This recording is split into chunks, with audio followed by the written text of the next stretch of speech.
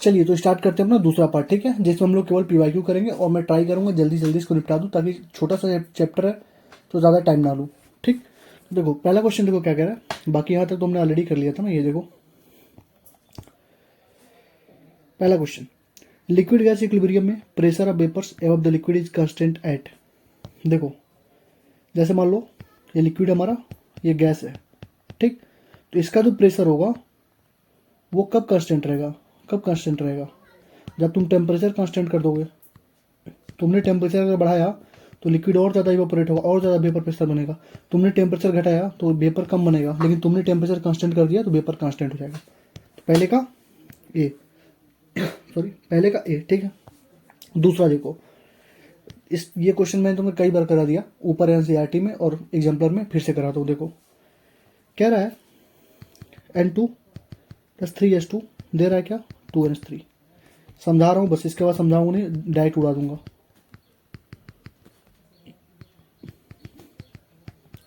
मैंने तुम्हें क्या बोला कि हमें बस जोड़ के अपना इक्वेशन लाना है, जोड़ के लाना है 2NH, ये NH3 है। जोड़ के देखो हमको क्या लाना है, देखो हमको लाना है 2NH3, हमको लाना है 2NH3, तो 2NH3 यहाँ है। इस रिएक्शन को करना पड़ेगा उल्टा, उल्टा करेंगे मतलब रिवर्स, रिवर्स करेंगे तो रिएक्शन क्या हो जाएगी, 1/K1। ठीक, हमको चाहिए 2NO, हमको चाहिए 2NO, 2NO यहाँ पे है, कोई दिक्कत नहीं। हमको चाहिए 3H2, हमको चाहिए 3H2, तो यहाँ पे 2H2 है, यहाँ पे कितना है 2H2 है, तो 3 से मल्टीप्लाई करो, 3 से मल्टीप्लाई करेंगे तभी तो 3H2 आएगी। तो क्या हो जाएगी 3, देखो ये हो जाएगा 3H2 + 3/2 O2 गिव्स करेगा 3H2O। तो ये पहले K3 था, अब क्या हो जाएगा K3 का क्यूब हो जाएगा। मैंने क्या 4 ही पॉइंट बताया था मैंने, n से मल्टीप्लाई करोगे तो K⁴n हो जाएगा, रिवर्स करोगे तो 1/K हो जाएगा, एडिशन करोगे तो मल्टीप्लाई हो जाएगा, और सब्ट्रैक्शन करोगे तो डिवाइड हो जाएगा। कई बार बता चुका, ठीक है। तो देखो n हमने 3 से मल्टीप्लाई किया, 3 का क्यूब चढ़ गया ऊपर, तो ये कितना हो गया 3S2 हो गया यहाँ पे। तो हमको देखो सारा चीज़ मिल गया कि नहीं, देखो 2NH3 यहाँ से मिल गया, 5/2 O2, एक O2 यहाँ पे पहले से था, 3/2 O2 यहाँ से आया, तो कितना हो गया 5/2 O2। यानी हमारा रिएक्शन हो चुका है तैयार, हमको सारी चीज़ें मिल गई, और हम तीनों को जोड़ देंगे, तीनों को जोड़ेंगे, काम हमारा खत्म। तो हमने बोला K1 + K2 + K3 को जोड़ दो। K1 कितना बाबू 1/K1 है, मल्टीप्लाई जब जोड़ते हैं तो क्या होता है मल्टीप्लाई होता है, तो 1/K1 इंटू K2 कितना है, K2 ही रह गया। K3 कितना है, K3 का क्यूब, तो क्या हो गया K2 K3 का क्यूब अपान K1। K2 K3 दूसरे का ए दिया है, K2 K3 देखो पहला, समझ में आया। हमको कुछ नहीं करना, बस हमें जोड़ घटाना करना है, अपना इक्वेशन लाना है। 2-3 बातें हैं जिसको हमको ध्यान में रखनी है। पहली बात ये कि रिवर्स करने पे 1/K हो जाएगा, n से मल्टीप्लाई करोगे तो उतना पावर चला जाएगा, तीनों को जोड़ोगे तो मल्टीप्लाई हो जाएगा, तीनों को घटाओगे तो मतलब घटाओगे तो डिवाइड हो जाएगा। ठीक देखो अब इसको मैं ऐसे उड़ा देता हूँ। देखो N2 है, O2 है, 2NO है, हमको चाहिए half N2 half O2 NO। हमने क्या किया, हाफ कर दिया ना, हमने हाफ कर दिया, हाफ कर दिया मतलब क्या हुआ, पहले K था, अब हमने इसको हाफ से मल्टीप्लाई कर दिया, हाफ से मल्टीप्लाई करेंगे तो क्या हो जाएगा, पावर में चला जाएगा ना, तो K1/2 हो जाएगा, K1/2 तीसरे का D, समझ गया ना। देखो तुरंत उड़ा दिया मैंने, K था हाफ से मल्टीप्लाई किया, हाफ पावर में चला जाएगा, बात खत्म। चौथा देखो, इतना इतना दिया, what is the value of equilibrium constant for the following reaction, इतना। इक्विलिब्रियम कांस्टेंट का वैल्यू बता दो कितना होगा। तो इक्विलिब्रियम कांस्टेंट का वैल्यू क्या होता है, Kc इक्वल टू क्या होता है, Kc इक्वल टू होता है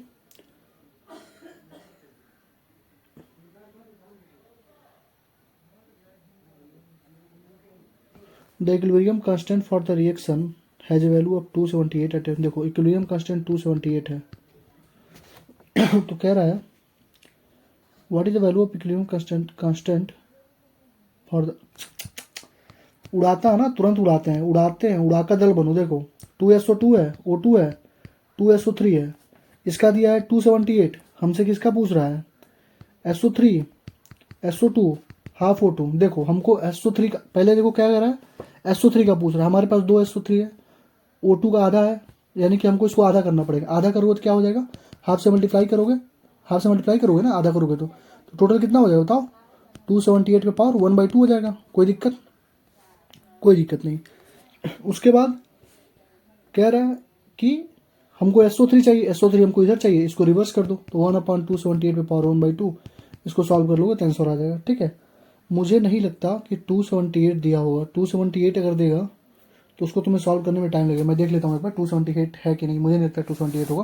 क्वेश्चन नंबर 4 है, किताब से देख लेता हूँ।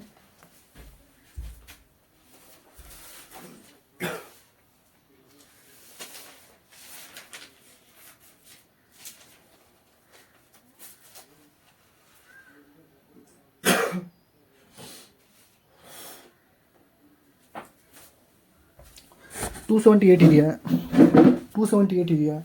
लेंदी कैलकुलेशन कर दिया तो 1/रूट में 278 हो जाएगा। तो इसको जब सॉल्व करोगे तो लगभग ये आ जाएगा 6 पॉइंट, चौथे का सी इतना आ जाएगा। ये देखो थोड़ा सा लेंदी कैलकुलेशन होगा क्योंकि मुझे नहीं लगता था 278 देगा, बट 278 उसने दे दिया तो लेंदी कैलकुलेशन होगा। हमने किया क्या, कैसे किया, ये तो तुम्हें समझ में आ गया होगा। SO2 था, SO2 था यहाँ पे, यहाँ देखो SO2 था, SO3 बन रहा था। हमको SO3 से SO2 बना दिया, उल्टा कर दिया। पहले हमने 1/KC कर दिया, 1/278 कर दिया, ठीक है। उसके बाद इसने आधा किया तो उसको 1/2 से मल्टीप्लाई पावर पे आ जाएगा। तो पावर का मतलब 1/2 का मतलब क्या होता है, रूट में आ जाएगा ना। रूट में 1/278, इसका मतलब है 1/रूट में 278। ऐसे करो ऐसे करो, दोनों सेम है। तो 1/278 का थोड़ा सा दिक्कत हो जाएगा, ठीक। क्वेश्चन नंबर 5, क्वेश्चन नंबर 5, ये देखो दो गैसेज हैं represented by A2B2 to give the compound AB। A2 plus B2 gives 2AB at equilibrium the question number 5 देखो, कह रहा है A plus A2B2 2AB, कुछ नहीं करना है, अपना फॉर्मूला लगाओ, बात खत्म। KC क्या होगा, AB का स्क्वायर हो जाएगा अपन A2 और B2, यही होगा ना। सुबह से ही सिखा रहा हूँ ना कैसे निकालना है। स्टोकियोमेट्रिक पावर में चला जाता है, यहाँ पे कुछ है नहीं, 1 1 तो 1 1 लिख दिया मैंने। प्रोडक्ट अपन 18 लिखते हैं, बस बात खत्म। ए भी दिया है 10⁻³ का स्क्वायर अपन A2B2। ए दिया है 3 × 10⁻³ और बी दिया है 4.2 × 10⁻³ इसको सॉल्व कर दो, आंसर कितना आएगा मैं बोल देता हूँ। क्वेश्चन नंबर 5 का सी 0.62 इसका आंसर आएगा। सॉल्व कर लेना, यहाँ तो कर सकते हो ना, यहाँ तक मैंने बता दिया तो तुम्हें मतलब क्वेश्चन को पहले तुम्हें पॉज करना है फिर सॉल्व करना है, ठीक है। मेरे से देख लेना आंसर, लास्ट में स्टेप देख लो, स्टेप कैसे करते हैं। अब मैं इसको सॉल्व करूँ तो टाइम लगेगा कि नहीं लगेगा, कर ही सकता हूँ। 4.2 है, देखो 4.2 से इसको काट दो, जैसे 14 2 ना 28, ये कितना बार में कटेगा 0.2 बार में, ये 0.3 बार में कटेगा, ठीक है। तो ये हो जाएगा, फिर वही एक लंबा कैलकुलेशन थोड़ा सा पड़ेगा, सॉल्व करोगे। कैलकुलेशन आसान है, ऐसा बात नहीं है, कैलकुलेशन आसान है। स्क्वायर करना पड़ेगा, 2.8 × 2.8 × 10⁻6, 10⁻6 से 10⁻6 कट जाएगा, अपने आप आंसर एकदम आसानी से आ जाएगा। 6 देखो, ये देखो फिर इसको उड़ाते हैं, देखो कैसे उड़ाते हैं। देखो N2O2 दिया है 2NO K1 है, ठीक है, और K2 2NO plus O2 2NO2 कितना दिया K2। हमसे पूछ रहा है इसका बता दो, किसका बता दो। देखो NO2 हमको चाहिए इधर, NO2 चाहिए इधर, तो पहले K2 को रिवर्स करो। K2 को रिवर्स करेंगे तो क्या हो जाएगा, 2NO2 gives 2NO plus O2, ये आ गया हमारे पास 1/K2, ठीक है। हमको चाहिए एक NO2, यहाँ पे 2 NO2 है, तो हाफ से क्या करेंगे मल्टीप्लाई, हाफ से क्या करेंगे मल्टीप्लाई करेंगे ना, तो हाफ से मल्टीप्लाई करेंगे तो पावर क्या चल जाएगा 1/2, तो ये कितना हो जाएगा 1/2 NO प्लस O2। कोई दिक्कत यहाँ तक, कोई दिक्कत नहीं। अब हमको इधर चाहिए N2, हमको इधर चाहिए N2, हमको इधर चाहिए N2, लेकिन हमारे पास है N2 इधर है, N2 हमारे इधर, N2 हमारे इधर, N2 इधर, तो हमको रिवर्स करना पड़ेगा। रिवर्स करेंगे तो ये हो जाएगा 2NO N2 plus O2 1/K1। कोई दिक्कत, हमको देख रहा है आधा N2 है, आधा N2, हमारे पास तो फुल N2 है, हाफ से डिवाइड करो, यहाँ पर भी हाफ हो जाएगा, बस बात खत्म, दोनों को जोड़ दो। तो 1/K2 इंटू 1/K1 का 1/2 1/2, यानी कि 1/K1 K2 पावर 1/2। सी छठा का सी जो पूछा है वो मैंने स्टेप बाई स्टेप करता गया। दोनों को जोड़ दूंगा ना, इसको और इसको जब जोड़ दूंगा तो हमारा ये इक्वेशन मिल जाएगा। बस वो इक्वेशन मिल गया, जोड़ने का मतलब मल्टीप्लाई होता है के टर्म में, तो के का मल्टीप्लाई कर दिया, बात खत्म। तो ये हमारा हो गया छठा क्वेश्चन, आसान सा क्वेश्चन है, कुछ भी हार्ड नहीं है। अब ये देखो, ये जो क्वेश्चन आ रहा है ये थोड़ा सा तुमको अच्छा लगेगा, इसको अगर तुम डायरेक्ट करने गए क्वेश्चन गलत करके आओगे। देखो इक्विलिब्रियम कांस्टेंट पूछ रहा है, तो इक्विलिब्रियम कांस्टेंट पूछ रहा है इसका, तो क्या इक्विलिब्रियम से कितना होगा SCN CH3 COO माइनस अपान CN माइनस और CH3 COO, ये हमारा इसका के इक्विवेलेंट होगा। लेकिन हमारे पास डिसोसिएशन कांस्टेंट दिया है किसका, SCN का। तो SCN जब टूटेगा तो H+ में टूटेगा और CN माइनस टूटेगा, और उसका कितना दिया है, कितना दिया है डिसोसिएशन कांस्टेंट, यानी H+ और CN माइनस अपान SCN, इसका वैल्यू दिया है 1.5 × 10⁻⁵ ये दिया ना K1। K2 का मान लो कितना दिया है, SCN नहीं, एसिटिक एसिड का, एक सेकंड रुक जाओ, ये एसिटिक एसिड है, एसिटिक एसिड है। एसिटिक एसिड का मतलब होता है CH3, एसिटिक एसिड मतलब क्या होगा, CH3 COO माइनस और H+ बनेगा ना, तो CH3 COO माइनस H+ अपान CH3 COOH, और ये कितना बनेगा H+ CN अपान SCN, इसका कितना दिया 4.5 × 10⁻⁻10।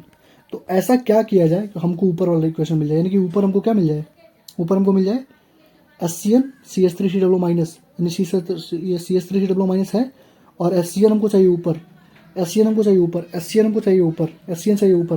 तो अगर हम इन दोनों को डिवाइड कर दे, देखो अगर हम इन दोनों को डिवाइड कर दें, तो क्या होगा, ये नीचे ये ऊपर, तो क्या हो जाएगा, ये CH3 COO minus H+ SCN गया ऊपर, नीचे हो जाएगा CH3 COOH H+ और CN गया नीचे, यही होगा ना। तो H+ खत्म, तो देखो क्या बचा, CH3 COO माइनस SCN और CN माइनस CH3, यानी कि हमको क्या करना पड़ेगा, K1/K2 करना पड़ेगा। हमने क्या किया, डिवाइड कर दिया ना, तो K1/K2 K1/K2 K1/K2 K1/K2 K1 दिया, तो 1.5/4.5 इंटू 10⁻⁵ है, ये 10⁻⁻10 है, ऊपर जाएगा तो 10⁻5 हो जाएगा, कोई दिक्कत नहीं।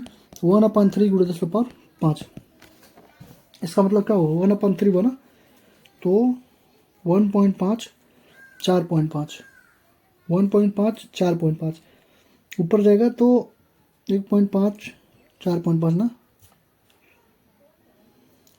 10/3 × 10⁻4 कर सकते हो क्या, 3 × 10⁻4, 3.33 × 10⁻4, 7 का C। आई होप कि चीज़ें तुम्हें क्लियर हो रही होंगी। K1/K2 करोगे तभी आएगा। अगर तुमने ये सोचा होगा डायरेक्ट मैं K फॉरवर्ड K बैकवर्ड कर दूँ तो गलत हो जाएगा ना K फॉरवर्ड दिया है ना K बैकवर्ड दिया है ना मोल दिया है, उसने डिसोसिएशन कांस्टेंट दे दिया। तो यहाँ पे ये बहुत अच्छा क्वेश्चन बन जाता है क्योंकि इसने डिसोसिएशन कांस्टेंट दे दिया और हमसे पूछ लिया। जिसको नहीं मालूम होगा वो अपना गलती कर देगा, यहाँ पे उसका नंबर कट जाएगा। ठीक, तो ये हो गया यहाँ पे। ठीक, आ जाओ, ये अच्छा क्वेश्चन है, खुद से भी एक बार कर लेना। जो क्वेश्चन बोल रहा हूँ खुद से कर लेना, उसको एक बार जरूर कर लेना। ये देखो, आ जाओ इसको भी निपटा देते हैं, यही निपटा देते हैं ना, दूर क्या जाने की जरूरत है। देखो HI ½ प्लस ½ इसका दिया है मान लो 8। ठीक है, हमको चाहिए S2 + I2 + 2HI। तो देखो सबसे पहले चीज़ यहाँ पे 2 S2 है, यहाँ पे 2 I2 है, यहाँ पे 2HI है, ये आधा है, इसको 2 से मल्टीप्लाई करना पड़ेगा। 2 से मल्टीप्लाई करोगे तो पावर हो जाएगा ना, 2 का पावर चढ़ जाएगा ना, तो 8 का स्क्वायर हो गया, नहीं हो गया हमारा कितना 64 हो गया। ठीक है, उसके बाद देखो S2 हमारा इधर है, यहाँ पे S2 इधर है, यानी कि हमको इसको रिवर्स करना पड़ेगा। इसको रिवर्स करने के लिए क्या करेंगे, 1/K। अरे पहले K था, 2 से मल्टीप्लाई किया, K स्क्वायर हो गया, रिवर्स कर दो 1/K² हो गया, यानी 1/64 इसका आंसर हो गया, बात खत्म। 8 का D बस खत्म। 9 को खत्म करते हैं, 9 को खत्म करते हैं। देखो इसको डायरेक्ट नहीं करते, देखो यहाँ पे NO है, देखो यहाँ पे NO है, हमको NO यहाँ मिला, पहले इसको रिवर्स करो 1/K1, कोई दिक्कत, तभी तो इस साइड में जाएगा,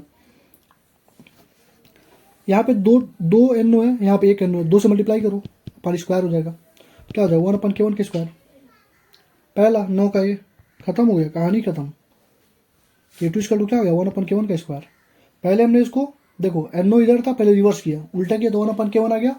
उसके बाद 2 से मल्टीप्लाई करेंगे तब तो ये आएगा, तो 2 से मल्टीप्लाई मतलब 2 पावर पे चला गया, तो 1/K1 स्क्वायर खत्म।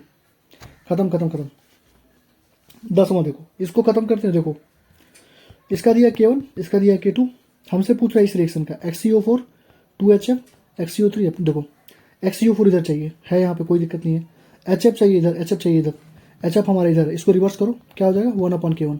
तो HF चाहिए इधर, 2HF इधर हो गया, XeO3 O2 F2 इधर ही है, कोई दिक्कत नहीं है, H2O। जब इसको रिवर्स करोगे तो H2O इधर चला जाएगा, H2O भी इधर चला गया। और इसको जब रिवर्स करोगे, देखो तो मैं समझा देता हूँ एक बार, इसको रिवर्स करने पे ये हो जाएगा XeOF4 + 2HF gives XeF6 plus H2O, और ये हो जाएगा 1/K1, 1/K1। और नीचे देखो क्या है, XCO4 plus XCF6 gives XCOF4 plus XCO3F2। तो तुम ये है K2, और तुम दोनों को अगर जोड़ोगे तुम्हें दिख रहा होगा XCF6 से XCF6 खत्म हो गया, बचा क्या है XCO4 2HF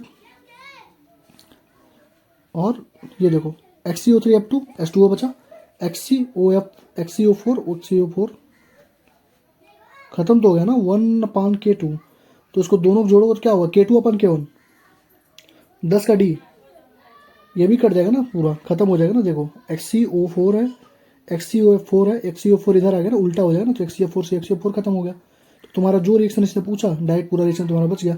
तो दोनों को जोड़ेंगे, दोनों को जोड़ने मतलब क्या, मल्टीप्लाई, जोड़ मतलब मल्टीप्लाई, तो K2 इंटू 1/K1, तो क्या हुआ K2/K1। धड़ उड़ाते जाते हैं, कुछ पूछता ही नहीं है, एक ही दो क्वेश्चन हार्ड पूछता है, बाकी सब तो चलो इसको ही निपटा देते हैं। N2 है, 3H2 है, 2NH3 है, K दिया है 2NH3। पहले देखो NH3 हमारा लेफ्ट साइड में आ गया ना, तो पहले इसको रिवर्स करो, तो रिवर्स करोगे तो 1/K हो गया, कोई दिक्कत नहीं है। 2NH3 आ गया और N2, बस इसको रिवर्स कर दिया 1/K 11 का C। देखो बस रिएक्शन को उसने उल्टा किया, उल्टा मतलब रिवर्स मतलब 1/K, बस बात खत्म। बारहवां आ जाओ, बारहवां देखो, इसका दिया K1, इसका दिया K2, कह रहा है दोनों के बीच का रिलेशन बताओ। देखो मान लो K2 हमको निकालना है, तो K2 क्या होगा, देखो इधर है N2, इधर है O2, यहाँ पे हाफ N2 हमको चाहिए, मतलब राइट हैंड से, यानी हमको उसको उल्टा करना, उल्टा करेंगे तो क्या हो जाएगा 1/K1 पहले हो गया, कोई दिक्कत नहीं भैया। और हमको इसको आधा से डिवाइड करना पड़ेगा, आधा से डिवाइड का मतलब हुआ, मतलब आधा से मल्टीप्लाई करना पड़ेगा। अगर O2 है तो आधा से मल्टीप्लाई करोगे तो हाफ O2 हो गया। तो बाबू अगर आधा से मल्टीप्लाई करेंगे तो आधा का पावर कहाँ चढ़ेगा बताओ, तो ऊपर जाएगा ना, पावर ऊपर, तो यानी K2 = 2 हो जाएगा 1/K1 पे पावर 1/2। या तुम इसी को देखो क्या है, K2 = क्या है 1/K1 पे पावर 1/2, इसको बोलते हो ना 1/√ में K1 = K2, दोनों तरफ स्क्वायरिंग करो, K2 ² क्या 1/K1, K1 = क्या हो जाएगा 1/K2 का स्क्वायर। पहला 12 का ये। आई होप की चीज़ें समझ में आ रही होंगी। ये हमारा ओरिजिनल रिएक्शन था, और बस उसमें क्या करना था, हमको उल्टा सीधा करना था, इधर का इधर करना था, इधर का इधर करना था। ठीक है, चलो क्वेश्चन नंबर 12 हो गया। क्वेश्चन नंबर 13 देखो, क्वेश्चन नंबर 13 भी वही है, आसान सा क्वेश्चन है। देखो ये देखो 2A है प्लस B है, गिव्स कर रहा है क्या 3C प्लस D, कोई दिक्कत नहीं। इनिशियल कंसंट्रेशन है इसका, देखो मैंने तुम्हें एक चीज़ बोला था, 2A है ना, तो इनिशियल कंसंट्रेशन मान लो इसका दिया कितना 1 मोलर, इसका भी 1 मोलर, इसका 0 इसमें 1 माइनस कितना होगा, कितना एक्स होगा, एनसीईआरटी क्वेश्चन कराते हुए मैंने बताया था। या तो 2 को इधर कर लो, तो ये हो जाएगा A plus B/2 plus 3C/2 या D/2, यहाँ से भी आंसर तुम्हारा सेम आएगा। या तो तुम डायरेक्ट कर लो 1 माइनस कितना मोल है, 2 मोल ना, तो 2x, ये कितना 1 माइनस x, ये कितना 3x, ये कितना x, यही होगा ना, चेक कर लो।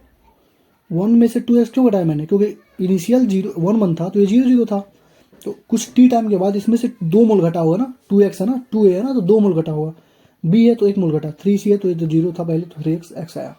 ठीक है, इतना कंसंट्रेशन आया।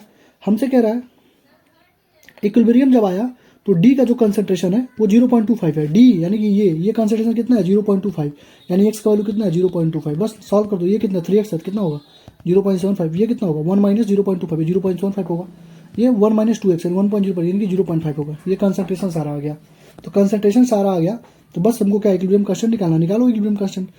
3c है ना, तो c का क्यूब हो जाएगा, d हो जाएगा, a का स्क्वायर हो जाएगा और b हो जाएगा, बस अपना वैल्यू पुट करो। सी का क्यूब कितना है, सी का क्यूब 0.75 कोई दिक्कत नहीं भैया। डी है, डी का 0.25 अपान ए का स्क्वायर, ए का कंसंट्रेशन 0.5 0.5, बी का कंसंट्रेशन 0.75, 0.75 से 0.75 खत्म करो, 0.25 से कटेगा, 2 बार में कटेगा और ये पूरा 1 हो जाएगा खत्म। तो 0.75 इंटू 0.75 हो जाएगा। इसका आंसर कितना, अरे यार हमको सॉल्व करना नहीं था, यहीं पे दे दिया, तो यहाँ पे दे दिया कितना होगा 0.75 का क्यूब इंटू 0.25 डिवाइडेड बाई 0.5 का स्क्वायर अपन 0.75, बी 13 का बी। अच्छा क्वेश्चन था ये, देखो हमने यहाँ पे पूरा सॉल्व कर दिया, उसका मैंने पूरा आंसर निकाल दिया, बट उतना आंसर उसने पूछा ही नहीं, उसका कोई मतलब ही नहीं रहेगा ना आंसर का पूरा। ठीक है, छोटा कर देता हूँ उसको, यहाँ लगाता हूँ। ठीक, आगे बढ़ो। अब देखना एकमात्र यही क्वेश्चन नंबर 14, क्वेश्चन नंबर 15, यही दो एक ऐसे क्वेश्चन है एनसीईआरटी के जो मतलब अच्छे लेवल के क्वेश्चन है, पीवाईक्यू में पूछे गए अच्छे लेवल क्वेश्चन है। और तुम्हें इसके लिए कम से कम अपना पूरा जो भी तुमने अभी तक पढ़ा उसका सारा कंसेप्ट लगाना पड़ेगा। तो एक मैं सॉल्व करा देता हूँ, एक का आंसर डायरेक्ट में बताता हूँ, ठीक है। तो एक का आंसर पहले बता देता हूँ और दूसरे का तुम खुद से सॉल्व करो, दोनों सेम ही तरह का है, ठीक। तो चलो बता देता हूँ, देखो कह रहा है 2ab2 है, आसान से इसको समझाऊंगा। 2ab है और b2 है, ठीक है। The degree of dissociation is x है और बहुत स्मॉल है x है, तो उसको हम लोग एलिमिनेट करने के काम में आएगा।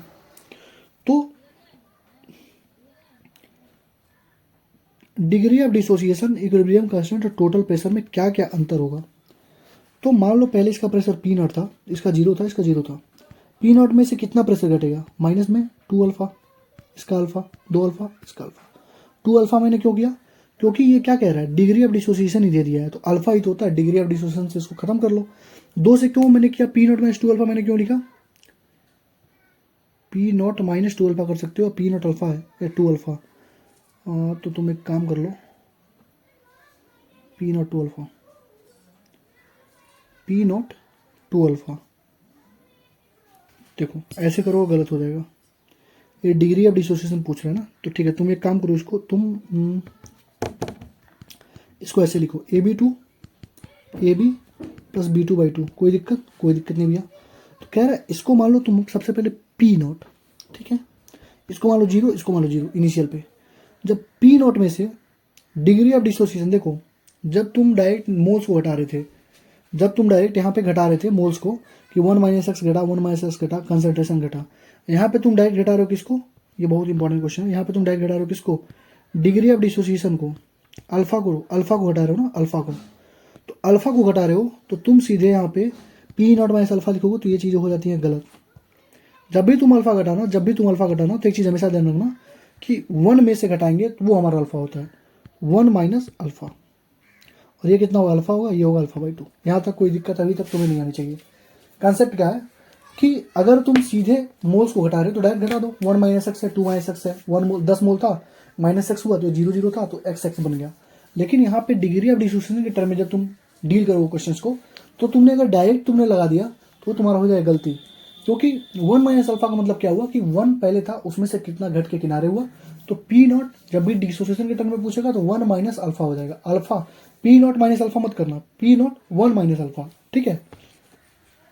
तो टोटल प्रेशर दिया है पी, टोटल प्रेशर दिया है पी, इसका मतलब ये हुआ कि इक्विलिब्रियम आ गया ना हमारा, इक्विलिब्रियम पे टोटल प्रेशर पी, यानी कि P not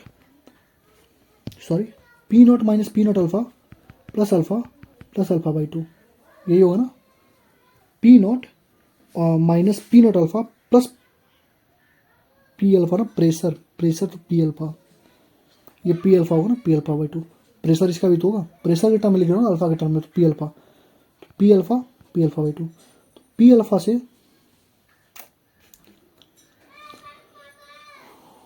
P alpha cut जाएगा, P naught minus P alpha naught minus P alpha naught, ये इससे खत्म हो जाएगा। तो P naught plus P alpha, P naught alpha, ये टोटल प्रेशर होगा हमारे पास। तो चलो ठीक है। अब देखो एक बार और समझाता हूँ इसको अच्छे से, तो मैं खुद कंफ्यूज हो गया। क्वेश्चन अच्छा है, ये देखो 2ab2 था, 2ab था, b2 था। इसको मैंने क्या बोला, सबसे सिंपल फॉर्मूला होता है ab2 से कन्वर्ट कर लो किसमें, ab और प्लस b2/2 में, इससे चीज़ें आसान हो जाती हैं। तो अब यहाँ पे लिखना स्टार्ट करो, तो ab है प्लस b2/2 है, सॉल्व कर लो। ये मान लो पहले पी नॉट था, ये जीरो था, पी नॉट में से डिसोशिएट होगा 1 माइनस अल्फा, तो ये बचेगा पी नॉट अल्फा, ये बचेगा P naught alpha. Total pressure कितना होगा, P naught minus P naught alpha plus P naught alpha plus P naught alpha. ये इक्विलिब्रियम पे है ना, तो टोटल प्रेशर कितना दिया है, पी के बराबर दिया है टोटल प्रेशर पी। देखो यहाँ पे कट करो, खत्म, P naught plus P naught alpha इसका तो प्रेशर, पी नॉट को ले लो कॉमन, तो क्या आएगा 1 प्लस अल्फा/2, ये हमारा क्या प्रेशर, ठीक, ये हमारा प्रेशर आ गया। अब तुम कहोगे भैया प्रेशर तो आ गया, अब इसके बाद क्या करेंगे, तो देखो जब प्रेशर निकाल दिए तो तुम ऐसे कंसंट्रेशन निकाल लो अपना। कंसंट्रेशन निकालने के लिए तुम एक तुम्हें मैंने फार्मूला बताया था, रुक जाओ।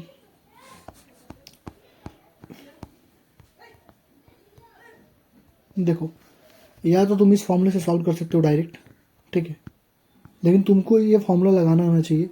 फॉर्मूला नहीं लगा पाओगे तो नहीं सॉल्व कर पाओगे, ठीक है। या तो तुम्हारा जो बेसिक तैयार है उस बेसिक से लगा लो। बेसिक में क्या होता है, बेसिक तुम्हारा तैयार है क्या? बेसिक में मैंने तुम्हें पहले ही कई बार सिखा चुका है, फिर से सिखा देता हूँ। बेसिक में क्या तैयार है तुम्हारा, देखो बेसिक में तुम्हारा ये तैयार है कि केपी का वैल्यू क्या होगा, बताओ। ए बी का स्क्वायर प्लस ए बी का स्क्वायर B2 अपन AB2 का स्क्वायर, ये होगा ना, कोई दिक्कत? अरे इस इक्वेशन से मैंने केपी का वैल्यू लिख दिया और मुझे ये हमारा बेसिक होता, उससे लगाओगे जल्दी लगेगा, लेकिन उससे तुम्हें फ्लुएंटली होना चाहिए, फ्लुएंट होना चाहिए। वो कब लगाना है, कैसे लगाना है, अभी मैंने उससे एक भी बार लगवाया नहीं है, तो मत लगाओ उसको, अपने बेसिक कॉन्सेप्ट से ही चलो। देखो ए बी का स्क्वायर, तो ए बी का कितना आया था बताओ तो, ए बी का वैल्यू कितना आया था, ए बी का वैल्यू कितना आया था बताओ, ए बी का स्क्वायर, ए बी देखो P naught alpha, P naught alpha का स्क्वायर, बी टू का था पी नॉट अल्फा बाई 2, तो रखेंगे पी नॉट अल्फा बाई 2, कोई दिक्कत। AB2 का स्क्वायर, AB2 का स्क्वायर मतलब पी नॉट 1 माइनस अल्फा का स्क्वायर ना, पी नॉट 1 माइनस अल्फा का स्क्वायर, AB2 यही ना, पी नॉट 1 माइनस अल्फा का स्क्वायर। थोड़ा लेंदी पड़ेगा लेकिन अच्छा क्वेश्चन है, तुम्हारा पूरा कंसेप्ट क्लियर कर देगा। तो क्या हो जाएगा, पी नॉट अल्फा का square, P naught alpha by 2 upon P not. ये बताओ, पहले लिखा हुआ कि जो x है लेस देन 1 है, तो क्या इसको हम लोग एलिमिनेट नहीं कर सकते, पूरा पूरा खत्म हो जाएगा। तो यहाँ से तुम्हें दिख रहा होगा पी नॉट का square alpha cube upon 2 upon P not है, पी नॉट से पी नॉट खत्म, P naught alpha cube upon 2। तो इसका आंसर देख लो, आया पी नॉट अल्फा के पी आ गया। पूछा क्या हमसे, के पी और पी में अल्फा ही पूछा हमसे, निकाल लो ना अल्फा, आओ तो गया, आंसर खत्म हो गया हमारा। देखो के पी वैल्यू कितना दिया है, P naught alpha cube by 2, ठीक है। तो कितना हो जाएगा 2 के P upon P naught equal to alpha cube, alpha value कितना हो जाएगा रूट में 2 के P upon P naught 1 upon 3। तो 2 के पी बाई पी 1 अपॉन 3, 2 के P by P 1 upon 3, D 14 का डी, 14 का डी, 14 का डी नहीं लिखा क्या यार मैंने, 14 का डी होगा, लिखा नहीं मैंने, चलो आंसर नहीं लिखा। तो ये क्वेश्चन बहुत इंपॉर्टेंट है। अब तक तुमने जितना पढ़ा सबसे अलग था, अब तक तुमने डायरेक्ट मोल से डील किया था, इस बार तुमने डील किया कंसेप्ट मतलब डिग्री ऑफ डिसोसिएशन से। तो डिग्री ऑफ डिसोसिएशन से अभी खाना खा के आया हूँ यार, क्या बताऊँ तुम्हें। डिग्री ऑफ डिसोसिएशन से जब तुम डील करोगे तो तुम्हें बस सिंपल सी बात याद रखनी है कि पी नॉट माइनस अल्फा नहीं करोगे, पी नॉट 1 माइनस अल्फा करोगे, ठीक है। तो उधर हो जाएगा पी नॉट अल्फा, उधर हो जाएगा पी नॉट अल्फा बाई 2, ठीक। उसके बाद सारा चीज़ अपना निकल गया, यहाँ से आ गया हमारे पास टोटल प्रेशर से, टोटल प्रेशर आ गया, ये पी हमारा आ गया टोटल प्रेशर, और यहाँ से हमने के पी निकाल लिया। के पी देखो टोटल प्रेशर को हमको जरूरत भी नहीं थी यहाँ पे, टोटल प्रेशर मैंने इसलिए निकाला यहाँ पे क्योंकि अगर हमको ये फॉर्मूला लगाना होता ये वाला फॉर्मूला, तो पी टोटल की जरूरत पड़ती, ठीक है। लेकिन हम लोग उसी फॉर्मूले से चलेंगे अपने, इसी से लगा लेंगे इसको, लेंदी पड़ेगा लेकिन अच्छा है, रैंक डिसाइडिंग क्वेश्चन है। उसके बाद सारा कंसंट्रेशन रखा, अपना सॉल्व कर दिया, अल्फा का वैल्यू पूछा था, के पी अपन आ गया आंसर हमारा। अब देखो क्वेश्चन नंबर 15, ये भी एक तरह से बहुत ही अच्छा क्वेश्चन है, इसको थोड़ा छोटा करते हैं। क्वेश्चन नंबर 15 दिखा देता हूँ मैं, समझ में आ गया होगा ना, फिर मैं छोटा करके यहाँ पे लिख दे रहा हूँ ताकि दिक्कत ना हो, फिर लिखने में दिक्कत ना हो कोई।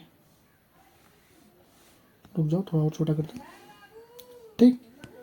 तो जिसको करना होगा यहाँ से अपना देख के कर लेगा, एक बार तो मैंने समझा दिया है, इसको हटा देता हूँ मैं, डिलीट, हाँ चलो।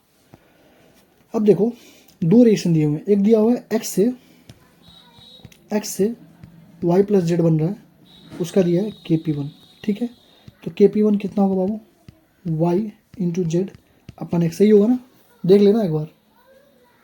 तो यहाँ से तुम लिखोगे, अगर मान लो पहले रेशियो कितना दिया 9:1 दिया ना, के पी 1 के टू 2, तो अगर डिग्री ऑफ डिसोसिएशन बराबर है, डिग्री ऑफ डिसोसिएशन ही अगर बराबर हो गया तो तुम मान के चलो 1/b 1/2, तो ये हो जाएगा हमारे पास 1/2 1/b, तो अल्फा के पी 1 हमारा कितना होगा 2 अल्फा, अल्फा है 0 0 1 अल्फा, यानी कि 1 था 0 0 था, तो 1 माइनस अल्फा हुआ, तो अल्फा हुआ, कोई दिक्कत नहीं।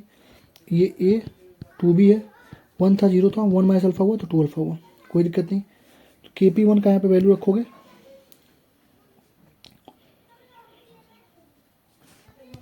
ये देखो, चलो फिर से बता दो, देखो एक्स वाई और जेड में जा रहा है, 1 था 0 0 था, 1 माइनस अल्फा हुआ तो अल्फा और अल्फा, कोई दिक्कत नहीं। ए 2 भी, 1 था 0 था, 1 माइनस अल्फा हुआ 2 अल्फा हुआ, ठीक है।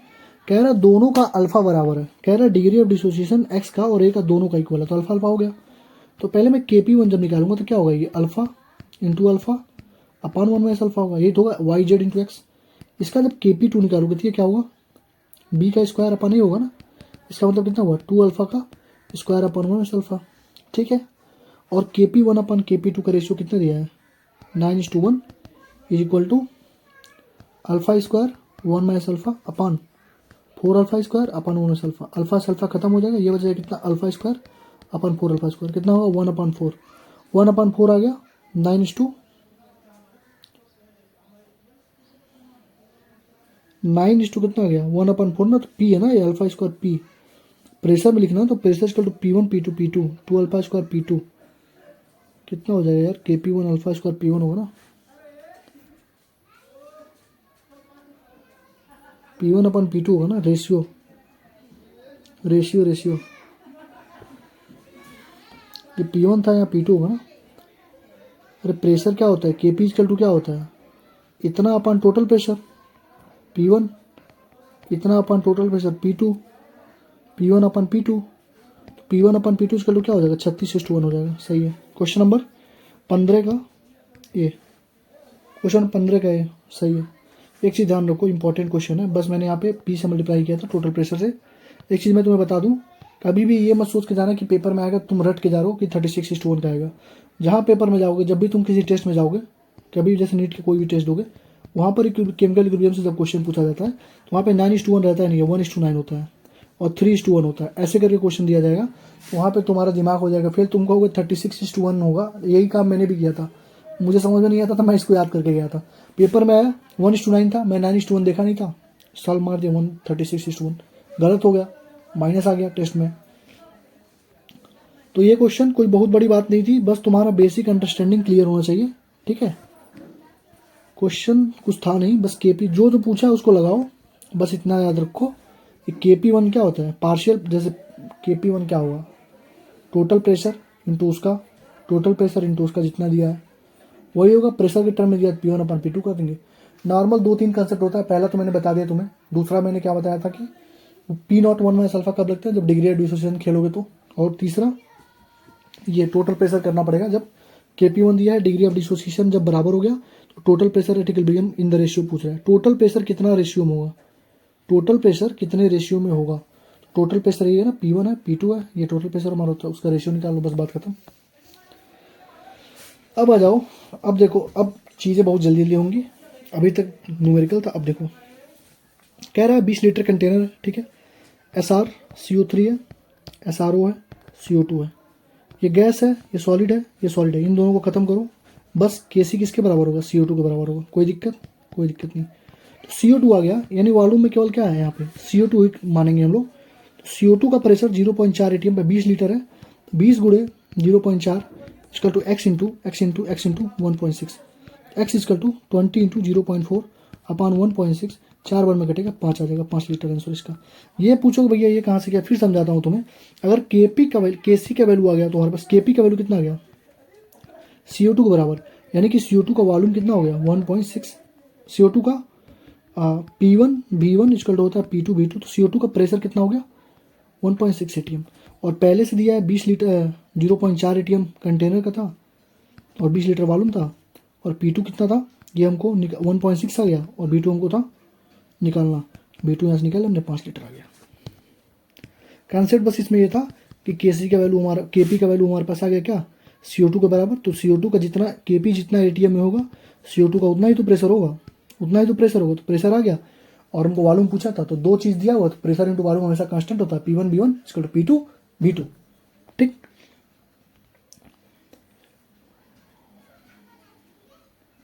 खत्म हो गया। दूसरा देखो, कह रहा है KC और KP किस में इक्वल नहीं है, तो KC और KP इक्वल कब होंगे, जब डेल्टा NG 1 होगा, ठीक है। चेक कर लेते हैं। डेल्टा एन जी जीरो होगा ना तब नहीं होंगे, तो जब डेल्टा एन जी जीरो नहीं होगा तो नॉट इक्वल होंगे। जैसे देखो एक यहाँ दो दो जीरो, यहाँ पे ये तो है बराबर है, एक यहाँ दो, एक यहाँ दो बराबर है, दो दो बराबर है, दो यहाँ पे है, तीन यहाँ पे है, एक यहाँ दो यहाँ, यानी ये बराबर नहीं है। इसका डेल्टा एन जी क्या हो जाएगा 2 - 3 माइनस होना जाएगा। तो 17 का डी, 17 का डी ठीक। 18 देखो, देखो कह रहा है कि सॉरी Fe3 है तो इक्विलिब्रियम कंसंट्रेशन पहले लिख लेते हैं इसका। Fe+3 होगा और OH का क्यूब होगा, और इसका तो कुछ होगा नहीं। FeOH3 का तो समझ में कुछ आएगा नहीं क्योंकि सॉलिड है तो उसका कुछ होगा नहीं। तो कह रहा है कि अगर डिक्रीज कर दिया गया OH माइनस का कंसंट्रेशन, ये OH का क्यूब है ना, देखो OH का क्यूब है, तो अगर तुमने OH के कंसंट्रेशन को 1/4 कर दिया तो 1/4 का क्यूब कितना होगा 1/64 होगा। तो 1/64 टाइम्स जो के इक्विलिब्रियम होगा वो Fe3 का, देखो के इक्विलिब्रियम हो गया ना, Fe+3 है और OH का क्यूब है। तो अगर ये तुम्हारा 164 टाइम्स हो गया, 164 टाइम्स घट गया तो ये 64 टाइम्स बढ़ेगा, क्योंकि इक्विलिब्रियम तभी तो कांस्टेंट रहेगा। तो 64 टाइम्स रहेगा, 1/64 मत कर देना, गलती हो जाएगा। वो पूछा है Fe3 का, अगर OH का पूछता तो 1/64 टाइम्स होता, लेकिन Fe3 क्या हो जाएगा, अगर ये 1/64 टाइम्स घट रहा है तो Fe+3 164 टाइम्स बढ़ेगा, तभी जाके इक्विलिब्रियम मेंटेन रहेगा। समझ गए? आगे आ जाओ, केपी निकाल दो, इसका केपी निकाल दो। बोलो बच्चा, इसका कुछ होगा नहीं, इसका कुछ होगा नहीं। केपी किसके बराबर होगा, CO2 के बराबर हो जाएगा, बस बात खत्म। अरे इसका 0 0 हो जाएगा ना, तो क्या होगा CO2 के बराबर 19 का ये 20 देख लो बच्चा। Thumb rule thumb rule thumb rule, 10 पे पावर -3, 10 पे पावर 3, बीच में होता है रिएक्टेंट प्रोडक्ट, इधर जाओगे तो केवल प्रोडक्ट होगा, इधर जाओगे तो केवल रिएक्टेंट होगा। कितना पावर दिया है 10 पे पावर 12, 10 पे पावर 12 यहाँ आएगा, यानी यहाँ पे केवल प्रोडक्ट होंगे, मोस्टली प्रोडक्ट होंगे। थम रूल समझाया था ना सुबह। देखो हेबर्स प्रोसेस, देखो ये बहुत अच्छा क्वेश्चन, इसको समझाता हूँ। देखो N2 + 3H2 गिव्स करता है 2NH3, ये होता है ना। कह रहा है कि रिएक्शन जब हो रहा है तो केवल 50% प्रोडक्ट दे रहा है, यानी कि 30 लीटर ये ले रहे हो, 30 लीटर बाबू ये ले रहे हो, तो मिलना चाहिए यहाँ पे 20 लीटर, लेकिन मिल कितना रहा है 10 लीटर। समझ में आया? 30 था 10 लीटर, तो 30 था, 30 - x होगा, 30 - 3x होगा, तो यहाँ पे मिलना चाहिए 2x, लेकिन मिल कितना रहा है बाबू, x मिल रहा है। समझ गई ला, समझ गए हैं, सॉरी, ठीक है। 2x है तो यहाँ पे x मिल रहा है, क्योंकि 50% यील्ड मिल रहा है ना। तो N2 था, N2 30 था, 30 में से x घटा, तो 30 था, 30 में से 3 है ना, 3x घटेगा, 3x 3 मोल है, 2NH3 है, तो आना तो चाहिए 22x, लेकिन x हमारा आ रहा है 10 मोल। और हमसे क्या दिया है कि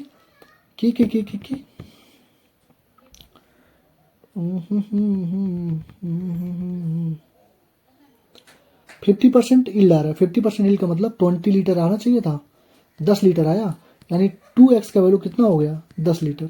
आना चाहिए था 2x, आया 10 लीटर, 2x का वैल्यू कितना हो गया 10 लीटर, तो x का वैल्यू कितना हो गया 5 लीटर, यानी x वैल्यू 5 लीटर, यानी 5 लीटर मिलेगा अमोनिया, नहीं 5 लीटर, x का वैल्यू 5 लीटर ना, तो ये मिलेगा 30 - 5, ये मिलेगा 25, और ये मिलेगा 15, 3 5 15 15, यानी कि 25 लीटर नाइट्रोजन और 15 litre hydrogen, 25 litre nitrogen, 15 litre hydrogen, 15 litre hydrogen, 15 litre 25 और कितना 10 लीटर अमोनिया, 21 का बी। तुम देखते ही बोल सकते थे कि अमोनिया 10 लीटर बनेगा, 20 से 10 कुछ सॉल्व करने की जरूरत नहीं थी, बस 10 बन रहा है अपने आप लगा देते, क्योंकि 10 बस एक ही में अमोनिया बन रहा है, और 10 ही अमोनिया बनेगा। 20 लीटर बनना चाहिए 2 मोल का, लेकिन 10 ही बन रहा है ना, क्योंकि x बन रहा है, 50% है। देखो कह रहा है बता दो कि ये रिएक्शन फॉरवर्ड कब जाएगी, ये रिएक्शन फॉरवर्ड कब जाएगी। तो पहले देखो डेल्टा एन जी कितना है, सारा खेल डेल्टा एन जी, ये 2 है और -4 -2, डेल्टा एन जी क्या है निगेटिव आ गया, डेल्टा एन जी निगेटिव आ गया। कह रहा है reaction will proceed from right to left, right to left मतलब right to left, right to left मतलब बैकवर्ड कब आएगी, रिएक्शन बैकवर्ड कब जाती है। तो डेल्टा एन जी जरूरत नहीं है, तुमको मालूम है क्यू जब ग्रेटर देन के सी होगा तो जाएगी। तो 22 का सी, 22 का सी आंसर, 22 का सी। कुछ करने की जरूरत ही नहीं थी, डेल्टा एन जी नहीं देखना था। यहाँ देख लो हाइड्रोलिसिस दे दिया, the value of delta G, delta G देखो, डेल्टा जी का वैल्यू निकालो, डेल्टा जी इक्वल टू क्या होता है बताओ, माइनस में RT ln के इक्विलिब्रियम, माइनस में RT ln और आर का वैल्यू दिया है 8.3। देखो पहले तो इन दोनों को हटा दो बाबू, क्योंकि प्लस में दिया हुआ है। और के इक्विलिब्रियम कितना होगा बताओ? 2 × 10⁻13 के 2 × 10⁻13 एलन 2 × 10⁻13 23 का है। बस फॉर्मूला लिखना था, सारा चीज़ दिया, फॉर्मूला लिखना था। 24 देखो डेल्टा जी के लिए -2.333 आर टी लॉग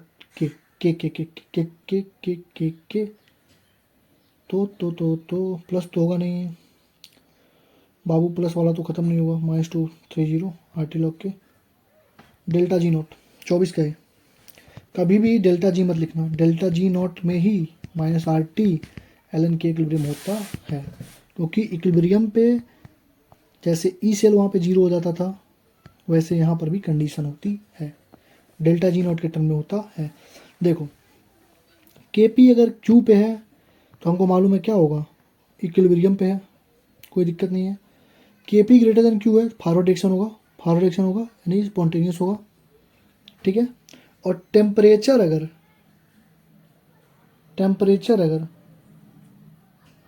देखो डेल्टा जी क्या है, डेल्टा जी आ गया, देखो डेल्टा जी अगर निगेटिव होता है तो रिएक्शन होता है स्पॉन्टेनियस, तो डेल्टा जी इक्वल होता है माइनस में RT ln के इक्विलिब्रियम। तो अगर डेल्टा जी निगेटिव है, अगर delta G less than RT ln Q है, इसका मतलब माइनस माइनस प्लस हो जाएगा तो पॉजिटिव हो जाएगा, ये नॉन स्पॉन्टेनियस हो। बी का पहला ए का चौथा ऑप्शन आ गया, सी का दूसरा देखिएगा तुमको, और डी का तीसरा स्पॉन्टेनियस होगा। और ये हमारा ये जो रिएक्शन है T greater than delta H अपन डेल्टा S, ये थर्मो का है, ठीक है। पढ़ा दिया जाएगा तुम्हें कल, या कल नहीं, कल परसों तो आयनिक इक्विलिब्रियम होगा, उसके बाद थर्मो करेंगे, फिर सॉल्यूशन करेंगे, बात खत्म। देखो अब आ गो मेरा सबसे फेवरेट क्वेश्चन। देखो x = -x यानी कि क्या है, एक्जोथर्मिक है। एक्जोथर्मिक में किसी रिएक्शन को कराना है तो टेम्परेचर को क्या करो, सबसे कम रखो, क्योंकि तभी टेम्परेचर कम रखोगे तभी तो Kc बढ़ेगा। Kc का वैल्यू जितना ज़्यादा उतना रेट ऑफ रिएक्शन, उतना एक्सटेंट ऑफ रिएक्शन। तो एक्जोथर्मिक है तो टेम्परेचर को कम रखो। अब डेल्टा एन जी देखो 1 - 2 -1 आ गया, डेल्टा एन जी निगेटिव आ गया। तो डेल्टा एन जी निगेटिव आता है, जब डेल्टा एन जी निगेटिव होता है तो प्रेशर बढ़ाओगे तो रिएक्शन किधर जाएगी, फॉरवर्ड। यानी कि हाई प्रेशर लो टेम्परेचर पहला 26 का पहला, समझ गया ना। दो ही चीज़ बताया था मैंने कि डेल्टा एन जी की वैल्यू पॉजिटिव हो, बढ़ाओगे तो फॉरवर्ड डायरेक्शन जाएगी, कुछ भी बढ़ाओ except pressure. Delta N G की वैल्यू पॉजिटिव होगी, बढ़ाओगे प्रेशर के केस में रिएक्शन क्या जाएगी, बैकवर्ड जाएगी, बाकी सारे केस में फॉरवर्ड जाएगी, ठीक। ये देखो फिर से हुआ, इक्विलिब्रियम को किधर शिफ्ट करना है, फॉरवर्ड में यानी इक्विलिब्रियम को इधर करना है। तो पहले चीज़ देखो फॉरवर्ड में अगर शिफ्ट करना है, देखो दो चीज़ है, ठीक है। हमको दो चीज़ें, हमको इधर से इधर जाना, तो इसको बढ़ा दो या इसको नहीं, इसको घटा दो, यानी कि इसको बढ़ा दो। Increasing the concentration of N2 और S2। तीसरा तो गलती हो गया, डिक्रीजिंग लिखा। अब प्रेशर देख लो, ये देखो हीट निकल रहा है, हीट इवॉल्व हो रहा है, कौन सा रिएक्शन है, एक्सोथर्मिक। टेम्परेचर कैसा रहेगा, कम रहेगा। और डेल्टा एन जी देखो 2 में से 4 है, डेल्टा एन जी आ गया negative. Delta N G negative मतलब क्या हुआ, प्रेशर अगर बढ़ाओगे तो फॉरवर्ड डायरेक्शन जाएगी, यानी कि प्रेशर को बढ़ाओ और टेम्परेचर को घटाओ। फिर वही क्वेश्चन, प्रेशर को बढ़ाओ टेम्परेचर को घटाओ, ठीक। ये देखो बाबू KP है, KP डैश है T1 पे T2 पे। तो ये बताओ T1 से T2 हो रहा है, यानी कि टेम्परेचर बढ़ रहा है, और KP से KP डैश हो गया।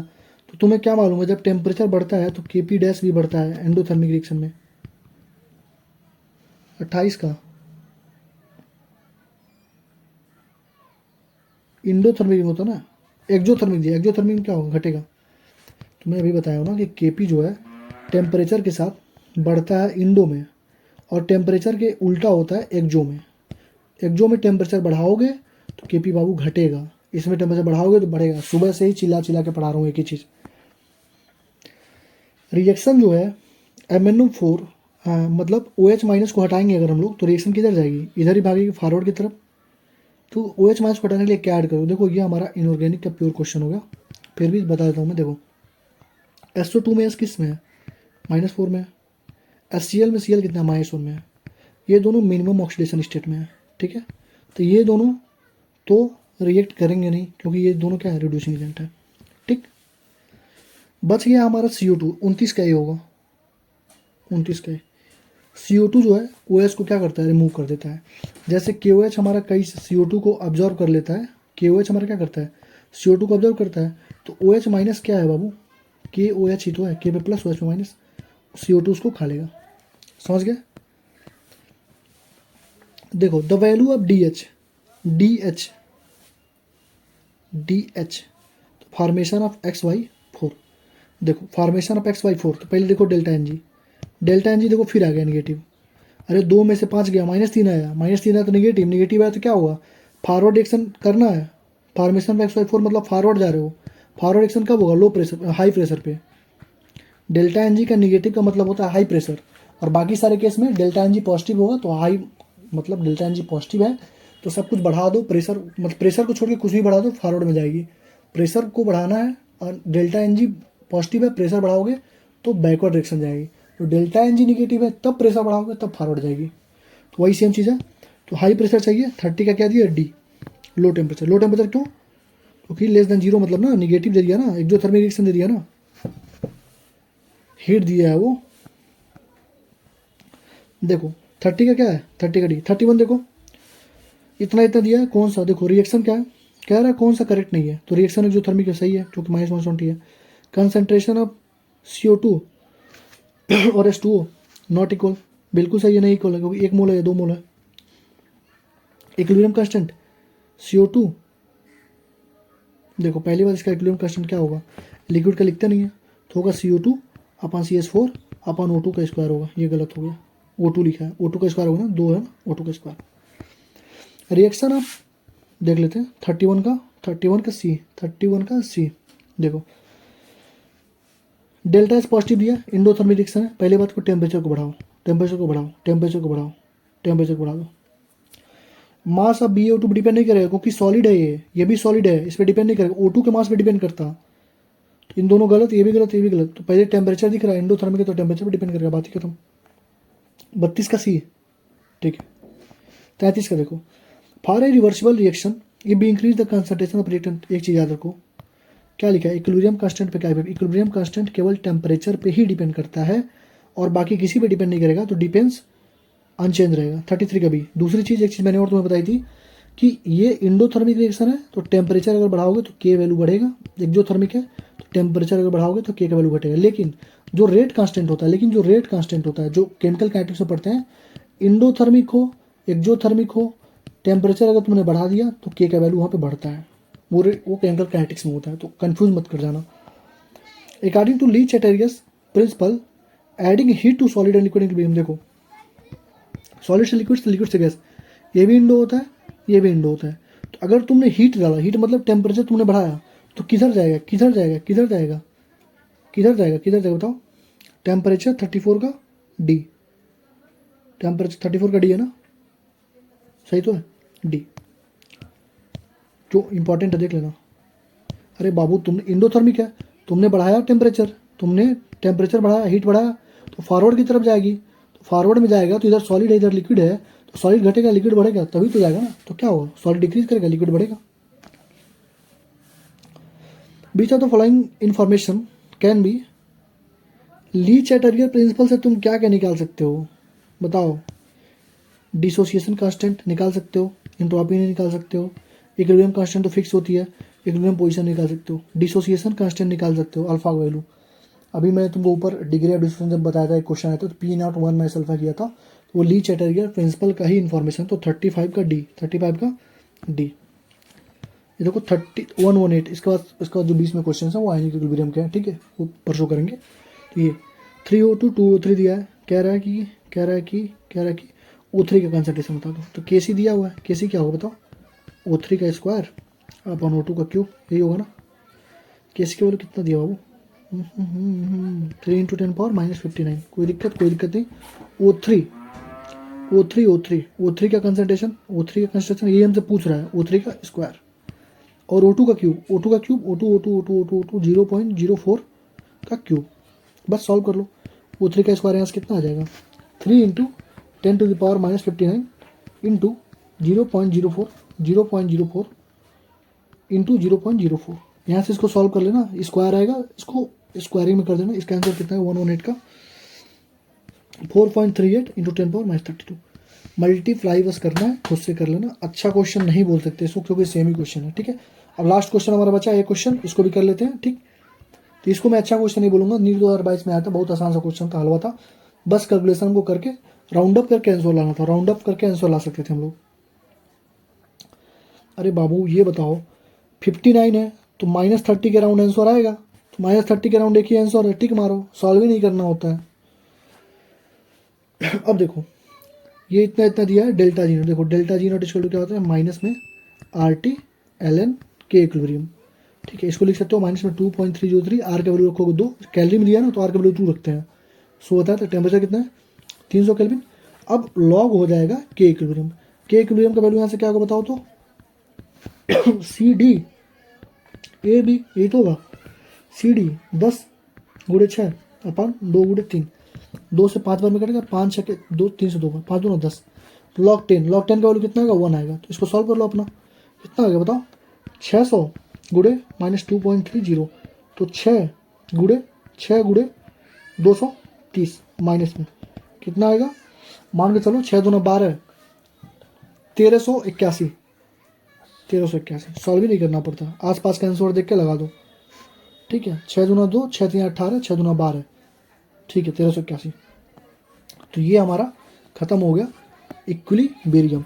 मैंने स्टेट ऑफ मैटर के क्वेश्चन नहीं करवाए क्योंकि वो सिलेबस से हट चुका है, तो उससे क्वेश्चन करने का कोई मतलब नहीं है। बस जो बेसिक चीज़ें हैं जो थर्मो में काम आएंगी उतना मैंने तुम्हें पढ़ा दिया था, ठीक है। तो ये मेडिको होली का भी चैनल का नेम हमारे रिडॉक्स रिएक्शन, नीट होता है 3, केमिकल काइनेटिक्स, रोटेशनल मोशन, बहुत सारे चैप्टर्स हमने फिजिकल में हमने सब निपटा दिया। बस आयनिक बचा, थर्मो बचा और सॉल्यूशन। आयनिक परसों खत्म हो जाएगा, थर्मो मतलब 2 से 3 तारीख के तक पूरा फिजिकल में कंप्लीट करा दूंगा, उसके बाद अपना फिजिक्स स्टार्ट करेंगे, ठीक है। तो PDF और नोट्स के लिए अपना प्यारा सा चैनल टेलीग्राम का मेडिको होली का भी, यहाँ पे आओ। अगर तुम जेन्युइनली सपोर्ट करना चाहते हो तो जितना शेयर करना कर सकते हो उतना करो। मुझे मालूम है कंटेंट में दम है, अच्छा है, चीज़ें व्यूज आएंगे, ग्रो करेगी चैनल, ऐसा बात नहीं है। लेकिन बात यह है कि लास्ट में ग्रो कराने का कोई फायदा नहीं है जब तुम लोग यूटिलाइज ना कर पाओ। तभी यूटिलाइज करो, अच्छे से पढ़ाई करो, ठीक है। मिलते हैं नेक्स्ट वीडियो में, ठीक है। Thank you, all the best.